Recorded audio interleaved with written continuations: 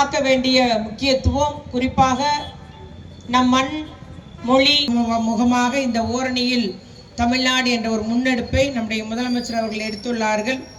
அதை வெற்றிகரமாக செயல்படுத்துவது கூடியவர்களாக அவருடைய தொண்டராகிய நம் முதலமைச்சர் அவர்கள் அந்த உறுப்பினர் சேர்க்கை மற்றும் பிரச்சார பயணம், புதிய உறுப்பினர்களை சேர்ப்பது, பழைய உறுப்பினர்கள் தங்களை புதுப்பித்துக் கொள்வது என்று இந்த பிரச்சார பாஜக அரசனுடைய பாசிச ஆட்சியை பற்றியும் எப்படி அது தமிழகத்தை வஞ்சிக்கிறது என்பதை எடுத்து கூற வேண்டும். அதிமுக நாட்டுடைமையாக்கப்பட்டுள்ளது. கவிஞருடைய வாழ்வாதாரம், அவர்களுக்கு வீடு வழங்கப்பட்டிருக்கு, அவர்களுக்கு உதவி, அவங்க குடும்பத்திற்கு உதவி, இப்படி தமிழ் மொழிக்கு எத்தனையோ நம்முடைய திட்டங்களை முதலமைச்சர் நிறைவேற்றி வருகிறார். ஒன்றிய அரசு அதுக்கு 113 கோடி தான் தருது. ஆனா சமஸ்கிருதத்துக்கு 2532. இதுல இருந்து தெரியும். ஆனா பேருக்கு எங்க போனாலும் ஒரு திருக்குறளை மட்டும் சொல்லிக்குவாங்க யாரு, பாஜகவினர். ஆனா செய்யறதெல்லாம் நமக்கு ஒரு விரோத ஒரு திட்டம்.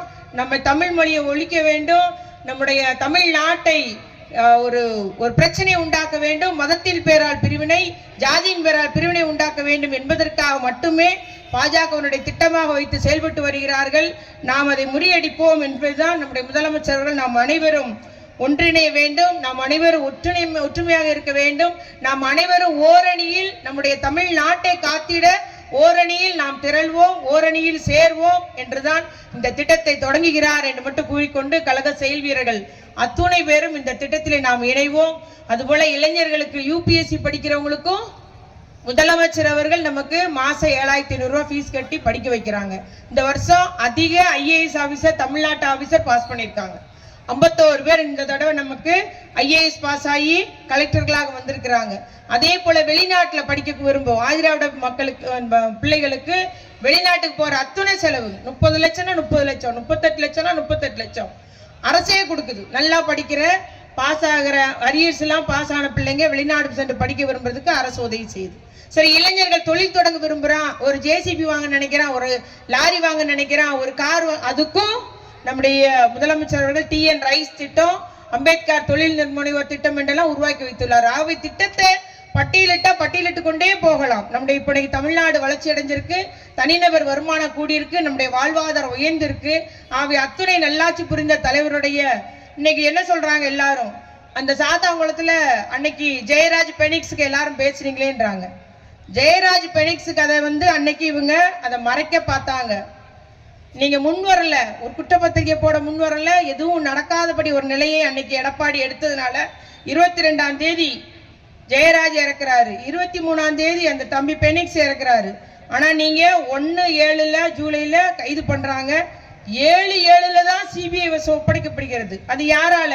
நாம் எல்லாரும் எதிர்க்கட்சி அத்தனை பேரும் போராட்டம் நடத்தி, பெரிய போராட்டம் நடத்தி தான் பின்பு எடப்பாடி CBI ஒப்படைச்சார். ஆனா இன்னைக்கு நமக்கு அந்த சிவகங்கையில நடந்திருக்கல, திருப்போணத்துல நடந்த அந்த நிகழ்வுக்கு 28ஆம் தேதி அந்த தம்பி இறந்துக்கிறாரு. நம்ம யாரும் அதை நியாயப்படுத்தல. மிக பெரிய தவறு நடந்திருக்குன்னு சொல்லிட்டு நம்ம முதலமைச்சர் அதுக்கு வருத்தம் தெரிவிச்சிருக்கிறாரு. உடனே இன்னைக்கு அந்த வழக்கு CBI ஒப்படைச்சிருக்காரு நம்முடைய முதலமைச்சர் அவர்கள்.